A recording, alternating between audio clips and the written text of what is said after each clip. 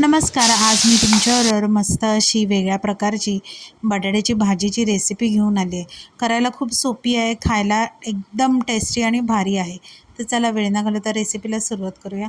आता ह्यासाठी आपल्याला एक मसाला तयार करायचा आहे. त्यासाठी मिक्सरच्या भांड्यामध्ये बडीशेप, धने, काळी मिरी, लसूण, आलं, मिरची, कोथिंबीरीच्या काड्या, हळद, जिरं आणि लाल काश्मीरी मिरची पावडर घालून अगदी थोडंसं पाणी घालून आपल्याला दरदरीत ह्याचं असं पेस्ट करून घ्यायची आहे. आता कढईमध्ये तेल घेऊन तेल चांगलं गरम झालं की त्यामध्ये लाल मिरच्या, हिंग आणि तयार केलेलं जे वाटण आहे ते तेलामध्ये व्यवस्थित परतून घ्यायचं.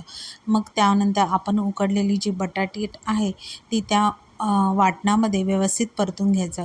चवीनुसार मीठ टाकायचं आणि झाकण लावून 2 ते 3 सेकंदासाठी एक वाफ आणायला द्यायची.